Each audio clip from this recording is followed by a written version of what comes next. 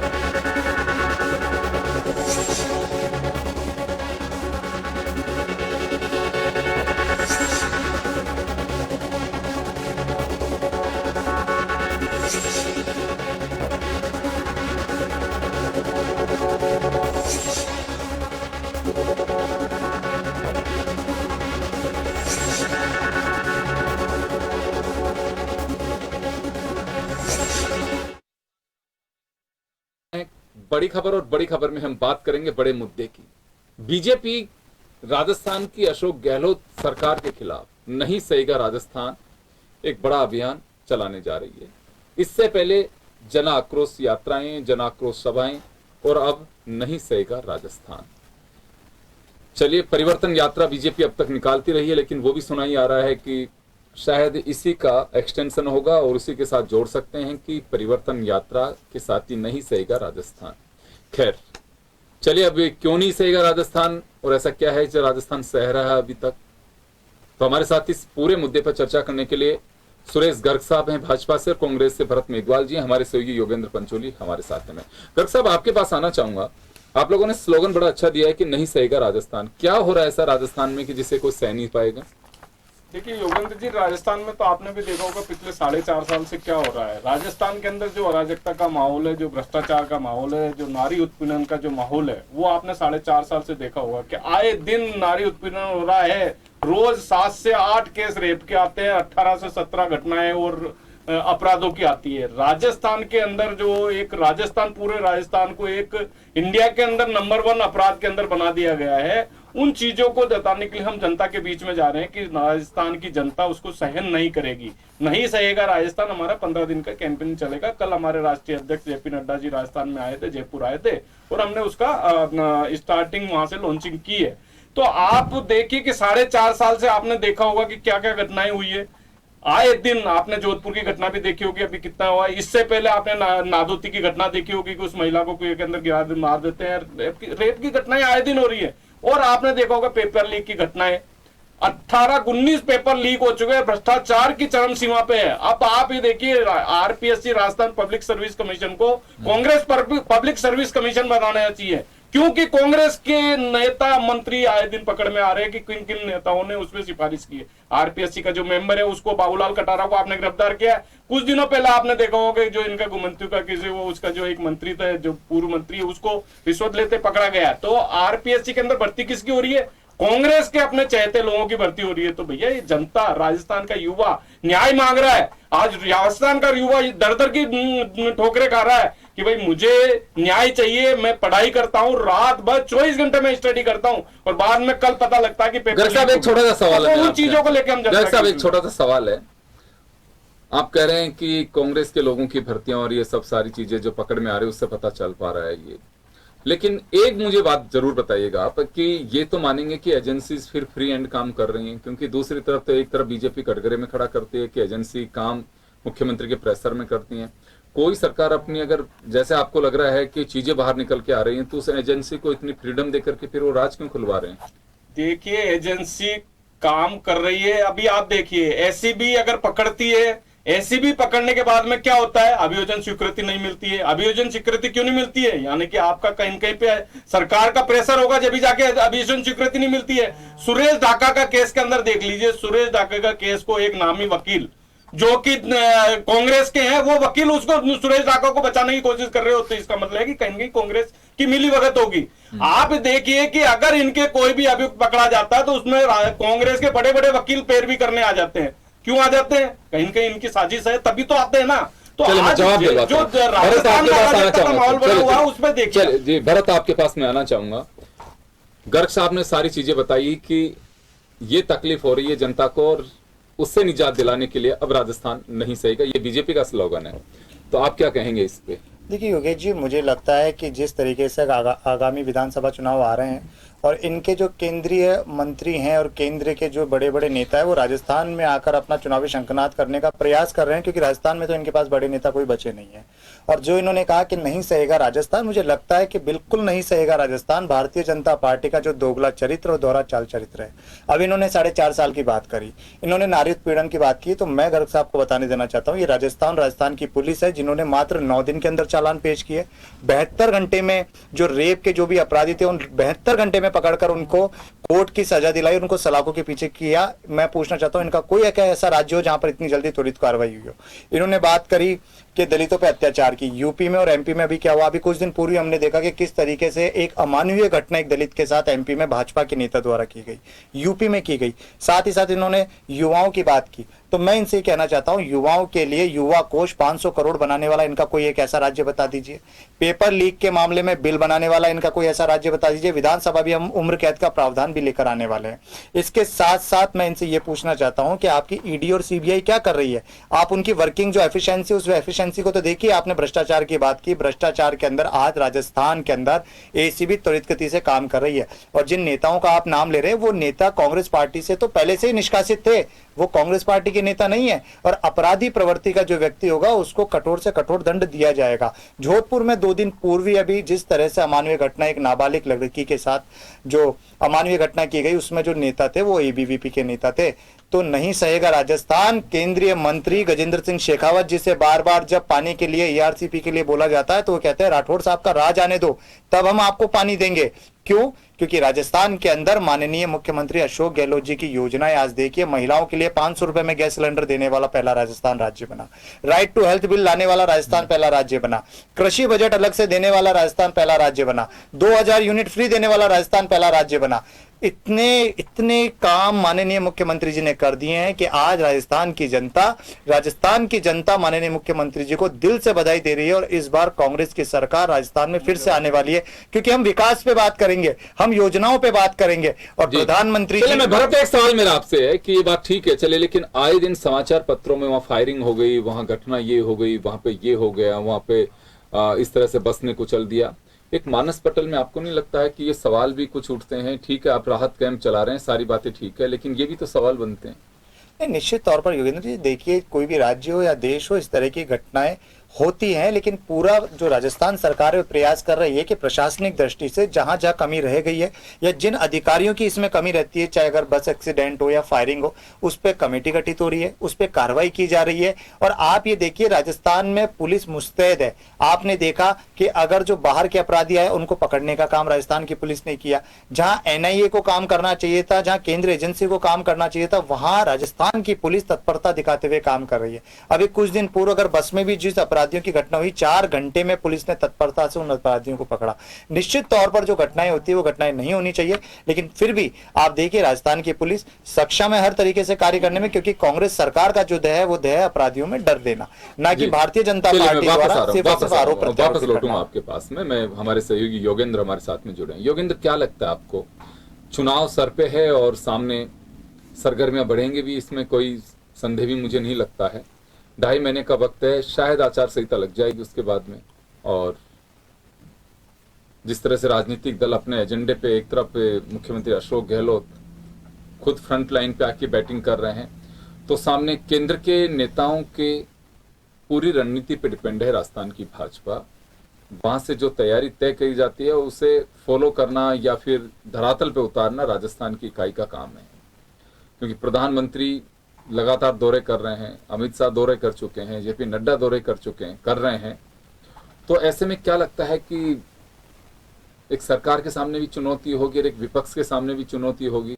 क्योंकि ये चुनौती इस वजह से कह रहा हूं, केंद्र में मोदी सरकार है और इस चुनाव में चेहरा अगर अशोक गहलोत प्रेजेंट मुख्यमंत्री है तो बिल्कुल ये इनके नाम पे भी चर्चा होगी, प्रधानमंत्री के नाम पे भी चर्चा होगी। इसमें राहत वसुंधरा जी के लिए रहेगी, क्योंकि पूर्व कार्यकाल की कोई चर्चा मैंने अभी तक सुन नहीं पा रहा हूं, ना आलोचक कह रहे हैं ना बीजेपी के लोग कह रहे हैं, तो ये उनके लिए राहत की बात है कि चलिए कोई बात नहीं, मेरे पे कोई कीचड़ नहीं उछल रहा। तो दोनों ही तरफ से एक हाइप देने की कोशिश की जाएगी और टकराव की जो स्थिति बनी हुई है, आक्रामकता काफी है, चाहे बीजेपी में हो चाहे कांग्रेस में हो। एक पार्टी अपने काम को लेकर के चुनाव मैदान में होगी, तो दूसरी अपने केंद्र सरकार के कामों के माध्यम से स्टेट गवर्नमेंट पे आक्रमण करेगी। दोनों की स्थिति आक्रमणकारी, मतलब डिफेंसिव और ऑफेंसिव दोनों ही चीजें आपको नजर आएंगी इस चुनाव के अंदर।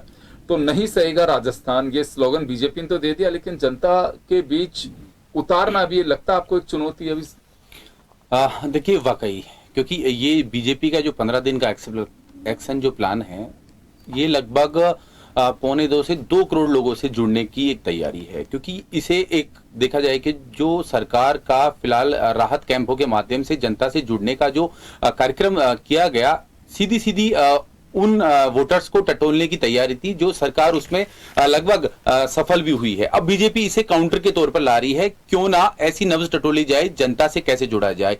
तमाम लोग हैं, इसमें युवा भी शामिल होंगे, किसान भी शामिल होंगे, जो कि मुद्दे किसानों के हैं। क्योंकि नहीं सहेगा राजस्थान का स्लोगन है जिसमें 6 मुद्दे लिए गए हैं। इन 6 मुद्दों में देखा जाए तो अपराधी बेलगाम, महिला अत्याचार, भ्रष्टाचार खुलेआम, दलित अत्याचार और पेपर लीक और किसान बेहाल, तमाम अलग अलग जो कार्यक्रम बनाए गए हैं जो कि 15 दिन तक चलेंगे। और जयपुर में एक बड़ी सभा होगी, वो सरकार को घेरने के लिए होगी।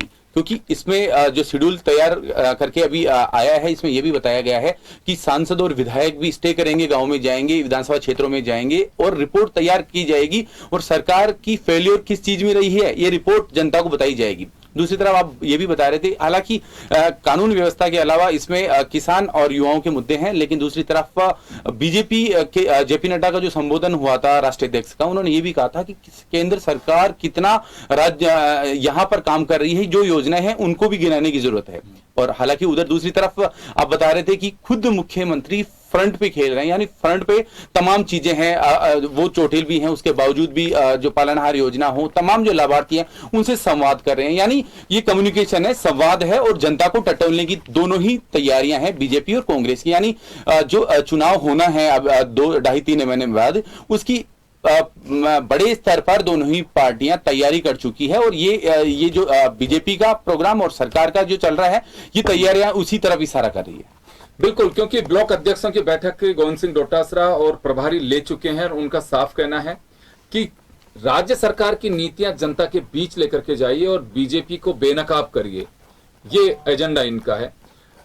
सुरेश गर्ग साहब के पास में जाना चाहूंगा मैं। गर्ग साहब, आप लोगों ने नहीं सहेगा राजस्थान, ये तो ठीक है, आपने अपना स्लोगन तैयार कर लिया, लेकिन जन आक्रोश यात्राएं की आप लोगों ने, उसके बाद में सभाएं की और अब नहीं सहेगा राजस्थान, अंतर क्या रहेगा? एजेंडा तो वही है कि जो जिन चीजों को आप उस माध्यम से लेकर के चले गए पहले ही। देखिए, एजेंडा में देखो परिवर्तन हुआ है। अब जो 2-3 चीजें इसमें आई है कि एक तो भ्रष्टाचार के मुद्दे पे, एक पेपर लीक के मामले में, एक आरपीएससी की जो घटनाएं हो रही है, जो आए दिन रेप के कांड हो रहे हैं, उन चीजों को बढ़ता जा रहा है। तो अब जन आक्रोश में भी तो यही सिलेबस था सारा, सब जन आक्रोश के अंदर था। जन आक्रोश के बाद में भी देखिए ना आप, आज राजस्थान में किस तरह से अत्याचार के चरम सीमा पे चल रहे हैं। अब ये कह रहे हैं कि साहब हमने सुशासन दिया। अरे भाई, कौन सा सुशासन दे दिया? आप कह रहे हो कि साहब तो पुलिस त्वरित गति से काम कर रही है। अगर पुलिस त्वरित गति से काम कर रही है तो फिर एक चीज बताइए कि फिर जनता के अंदर विश्वास क्यों नहीं है? पुलिस का भय क्यों नहीं है? आज जो अत्याचारी जो यहाँ के गुंडागिर्दी है उनको ऊपर भय क्यों नहीं है पुलिस का? पुलिस का भय है ही नहीं। आज आए दिन रात में आकर रात को 10 बजे अगर बच्ची चाय पीने चली जाती है तो उसको पकड़ के रोक लिया जाता है, उसका पर्स को छीन लिया जाता है। इस तरह की घटनाएं, रेप की घटनाएं हो रही है। और युवा रोजगार मांग रहा है। युवाओं को ये उम्मीद थी 2018 में आपने चुनावी घोषणा पत्र में लिखा था 2 लाख रोजगार हम हर साल देंगे, 1,35,000 दिए, 4.5 साल हो गए। और युवाओं को कृषि के लिए, किसानों के लिए 2000 यूनिट बिजली की फ्री की बात करते हैं भैया। 1000 रुपए महीना हमने जो सब्सिडी किसानों को जो एक सम्मान निधि दे रहे थे हम 1000 रुपए महीना, आपने उसको बंद कर दिया। और आप 2000 यूनिट जब चुनाव आ गए तब फ्री की बात कर रहे हो। अभी तो वो लागू भी नहीं किया, आप 1 जुलाई से लागू करने की बात कर रहे हो। जबकि हम 1000 रुपए प्रति माह दे रहे थे, उसको आपने तुरंत बंद कर दिया। आप 500 रुपए सिलेंडर की 76 लाख यहाँ पर रजिस्टर्ड उपभोक्ता है जिनको 500 रुपए सिलेंडर मिलना चाहिए, 14 लाख को देके तीसरी कर ली। आपने पशु जो लंपी बीमारी के अंदर 10 लाख लंपी बीमारी में पशु मरे थे और 41,000 रुपए को देके आपने तीसरी कर ली। एक युवा पिछले 5 साल से इंतजार कर रहा है कि मैं जो प्रतिभाशाली युवा है वो कंप्यूटर का इंतजार कर रहा था। इन्होंने घोषणा की थी कि हम जो प्रतिभाशाली युवा है उसको हम कंप्यूटर देंगे। वो प्रतिभाशाली जो विद्यार्थी है उसको बेचारा पिछले 4.5 से इंतजार कर रहा है कि साहब मुझे कब कंप्यूटर मिलेगा। तो ये इनकी मानसिकता है कि केवल भ्रष्टाचार। और आपने देखा होगा योगेंद्र जी, जिस तरह से भ्रष्टाचार फैला हुआ है। एक चोमू की एक छोटी सी घटना है, जो तिरंगा लाइट आती है ना, तिरंगा लाइट 20 रुपए प्रति मीटर आती है, 4000 मीटर के 8 लाख रुपए होते हैं, 68 लाख रुपए का बिल बना रहे हैं। तो सरकार की मिली भगत होगी तभी 68 लाख रुपए का बिल बन रहा है। एक टेंडर, उसमें जो वहां का अधिकारी बोल रहे हैं कि भैया टेंडर में आप माइनस में डालोगे, उसकी बजाय मैं आपसे मेरे से साठगांठ कर लीजिए या 10% कमीशन ले लीजिए, ये टेंडर प्लस के अंदर चला जाएगा। इस तरह की घटनाएं हो रही, तो ये भ्रष्टाचार नहीं है तो क्या है? 20,000 करोड़ रुपए का जल जीवन मिशन के अंदर आपने घोटाला किया, दवाइयों का घोटाला कर रहे हो आप। आरजीएचएस के अंदर जो आरजीएचएस का जो कार्ड होल्डर है उसकी जगह कोई दूसरा आदमी हॉस्पिटल में एडमिट है, उससे इलाज करवा रहा है। आप वृद्धावस्था पेंशन की बात कर रहे हो कि हम वृद्धावस्था पेंशन देंगे 60 साल से ऊपर के लोगों को। 17 साल और 18 साल का युवा पेंशन ले रहा है। उच्च शिक्षा की बात करते हो कि मैं विदेश में, जो राजस्थान के बेचारे गरीब बच्चे वो विदेश में पढ़ाई करेंगे। 200 बच्चे, इनको 8 करोड़ के अंदर 200 बच्चे नहीं मिले जो आईएएस और आरएएस के बच्चे विदेश में जाके पढ़ रहे हैं। करिए उनसे वसूली, क्यों नहीं कर रहे? इसका मतलब यह है कि कहीं न कहीं गहलोत जी खुद मिले हुए हैं। एसीबी की बात करते हो और एसीबीसी के बारे में अभियोजन स्वीकृति क्यों नहीं देते हो? क्यों नहीं देते हो?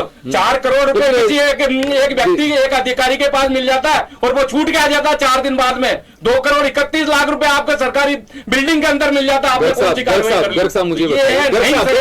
राजस्थान ये मैं एक बात जरूर, बिल्कुल लिसाना भी नहीं चाहिए, मैं एक बात कहना चाहूंगा कि अभियोजन स्वीकृति आप लोग बीजेपी के लोग और कांग्रेस दोनों इस मंच पे आके कहते हैं, आप अब की बार ईमानदारी से वास्तव में नहीं सहेगा राजस्थान पे बात कर रहे हैं, आपके किसी नेता से जब वसुंधरा जी बैठे और राठौड़ साहब बैठे, पूछना कि अभियोजन स्वीकृति मीडिया उस वक्त भी उठाती थी, आज भी उठा रही है, तो ये वजह क्या, क्यों नहीं देते हैं? एक बार जरूर पूछना, शायद हो सकता है कि इधर गहलोत जी से भी उत्तर मिल जाए फिर उस बात। यही तो हम जानना चाह रहे हैं कि गहलोत जी 4.5 साल के अंदर क्यों नहीं अभियोजन स्वीकृति? आपके टाइम पे भी लगातार, चलो ठीक है हमने नहीं दिया, लेकिन आप 4.5 से कह रहे हैं ना हम सुशासन दे रहे हैं। फिर कौन सा सुशासन दे रहे हो आप? कौन सा सुशासन दे रहे हो? 2 करोड़ 31 लाख रुपए सरकारी बिल्डिंग के अंदर मिल रहे हैं, ये सुशासन मिल रहा है क्या? आज लड़की न्याय मांग रही है, लड़की को न्याय दे रहे हो, सवाल आप आरोप लगा रहे हो कि एबीवीपी का कार्यकर्ता है। अरे भाई आप कैसे कह सकते हो कि एबीवीपी का कार्यकर्ता है? हमारे पदाधिकारी है वो उसका खंडन कर रहे हैं, इसके बाद में प्रेस वार्ता कर रहे हैं और फिर करिए ना कार्रवाई, कौन कर रहा है उसका जवाब आप इनसे लेंगे कि आप बोलते रहेंगे? आप ये बताइए, एक तो मुझे खराब जवाब मत देना, कोई भी पार्टी का नेता किसी पे आरोप लगता है, सामने वाली पार्टी में किसी पे भी कोई भी आरोप लगा दे तो उसको राष्ट्रीय मुद्दा बना दिया जाएगा। और फिर आप ये कह रहे हो कि हमारे नेताओं ने स्पष्टीकरण दे दिया, तो इनके भी तो नेता स्पष्टीकरण दे देते हैं आए दिन जो इस मामले का आरोप लगता है। किस आधार पे बोल रहे हैं कि भारतीय विद्यार्थी कार्यकर्ता है? किस आधार पे आप बोल रहे हो ये चीज? हमारे वो कार्यकर्ता नहीं है, आप प्रेस कॉन्फ्रेंस करके बोल रहे हो क्या बार बार आप भ्रष्टाचार की बात कर रहे हैं? तो भ्रष्टाचार की सबसे बड़ी कंपनी भारतीय जनता पार्टी है, जिससे अभी माननीय सुप्रीम कोर्ट, मैं वही बता रहा हूँ, माननीय सुप्रीम कोर्ट ने भी माना है, इलेक्ट्रोल बॉन्ड के माध्यम से किस तरीके से काले धन को ये एक नंबर का करने का काम करते हैं। 2017 में इलेक्टोरल बॉन्ड को वैधानिक रूप देने वाली भारतीय जनता पार्टी है। इसके अलावा 40 लाख इनके एमएलए के पास मिलते हैं जिसपे कोई कार्रवाई नहीं करी। अजीत पवार की जब पार्टी थी तब इन्हीं के नेता कहते थे कि ये भ्रष्टाचार की पार्टी है। नीतीश कुमार जी की पार्टी को ये भ्रष्टाचार की पार्टी कहते थे और बाद में उसको गठबंधन करके ये सुशासन वाली पार्टी कहते हैं। आज तक इन्होंने ये जवाब नहीं दिया कि 2014 के बाद ईडी ने इनके जो वॉशिंग मशीन से धुलकर जो आपराधिक प्रवृत्ति वाले और भ्रष्टाचार वाले जो नेता आते हैं उन पर क्या कार्रवाई की गई। तो भ्रष्टाचार की जीती जागती उदाहरण तो भारतीय जनता पार्टी है। अब इन्होंने इतनी बड़ी बड़ी बातें की तो राजस्थान में 0 FIR हम दर्ज करते हैं। आज हर तरीके से FIR दर्ज होती है। डिकॉय ऑपरेशन के माध्यम से 1100 से भी ज्यादा अपराधियों को राजस्थान की पुलिस ने पकड़ा है। मेगा जॉब फेयर के आधार पर हमने लोगों को वहां पे युवाओं को नौकरी दी। 2 करोड़ प्रतिवर्ष नौकरी देने का वादा किसने किया था? 2 करोड़ प्रतिवर्ष नौकरी देने का वादा किसने किया था? जिसे 10 लाख पर लाकर किसने दे दिया? सुनना सीखिए, किसने कहा? अभी आपने कहा किसान सम्मान निधि योजना और आपने दिल की बात कह दी। किसान सम्मान निधि योजना में 500 रुपए प्रतिमाह मिलते हैं प्रधानमंत्री जी से और मुख्यमंत्री किसान ऊर्जा मित्र योजना में 1000 रुपए मिलते हैं। माननीय मुख्यमंत्री जी ने, माननीय मुख्यमंत्री जी देते हैं। अभी 500 रुपए देती है केंद्र सरकार, 6000 रुपए प्रतिवर्ष देती है और मुख्यमंत्री किसान ऊर्जा मित्र योजना 1000 रुपए में हम दे रहे हैं। उसको बंद कर दिया आप मुझे ये बता दीजिए, आज युवाओं के लिए वन टाइम रजिस्ट्रेशन फीस के माध्यम से कोई भी युवा को 2018 के अंदर आपने घोषणा की थी किसानों का कर्जा माफ कर देंगे, करते ना? फिर आप गर्ग साहब, आप खुद भी बोल भी रहे हो, आप उनसे सवाल भी करना चाह रहे हो, फिर जवाब भी आप खुद ही दे रहे हो, तो उनको बोलने तो दो। आपने आज माननीय मुख्यमंत्री जी ने लंपी बीमारी के अंदर 40,000 रुपए का जो अनुदान था वो दिया। डिकॉय ऑपरेशन के माध्यम से हमने काम किया। खारिज नहीं कर रहे हैं, वन टाइम रजिस्ट्रेशन खारिज नहीं कर रहे। 40,000 आपने नहीं दिए। इनका ये कहना है कि जो पशुधन मरा सब लोगों को पैसे नहीं मिल पा रहे हैं। आपने कितने दिए? केंद्र सरकार ने कितने? लंपी तो अभी आई है। कितने दिए लंपी? केंद्र सरकार ने कितने दिए बताइए? मुझे ये बताइए, आपने की थी ना किसानों को कर्जा माफी को? लंपी बीमारी गुजरात में होते हुए गुजरात में दिए ना आपने? गुजरात में आपने दिए ना? आपने क्यों नहीं दिया? राजस्थान में क्यों नहीं दिया आपने? सहायता दी है। ये देखिए, ये ऑन एयर इसी घोषणा आपने की थी। बीमारी वो केंद्र सरकार, केंद्र सरकार के अधीन थी। केंद्र सरकार ने उसका वैक्सीनेशन आता था, जो वैक्सीनेशन होता था, वैक्सीन तक नहीं दी केंद्र सरकार ने। वैक्सीन आती थी वैक्सीन तक को नहीं दिया था। तो ये इनका दोहरा चाल चरित्र है कि जहां इनकी सरकारें होती है वहीं पे सहायता करते हैं, जैसे कोरोना में इन्होंने किया। लेकिन राजस्थान में माननीय मुख्यमंत्री जी ने जिस तरह से ERCP में 14,200 करोड़ स्वयं लगाकर 13 जिलों के लोगों को पानी से राहत देने का काम किया, तभी तो मुख्यमंत्री जी से डरती है भारतीय जनता पार्टी। देखिए इनके पास केंद्र जी किसी योजना पर बात करने का मैंने चैलेंज करता हूँ, किसी योजना पर बात नहीं कर सकते। समय हो चुका भरत जी और योगेंद्र, आपको भी रोकना चाहूंगा, मैं नहीं पहुंच पाऊंगा आप तक, और सुरेश जी आपको भी रोकना चाहूंगा। तो चलिए, ये पारा इसी तरह से चढ़ता रहेगा क्योंकि आज चर्चा हमने इस वजह से की है कि नहीं सहेगा राजस्थान। इसमें नया क्या है? क्योंकि वही सिलेबस पहले से चला आ रहा है कि जन आक्रोश सभाएं, रैलियां, फिर अब नहीं सहेगा राजस्थान। मजमून एक ये है कि 2023 के चुनाव में कांग्रेस की सरकार के खिलाफ जनमानस को तैयार कैसे किया जा सकता है। बेशक नाम जन आक्रोश सभा और रैलियां हो या फिर नहीं सहेगा राजस्थान हो, या नया कोई नाम और भी आ सकता है क्योंकि अक्टूबर में इलेक्शन डिक्लेयर होंगे तब तक के लिए।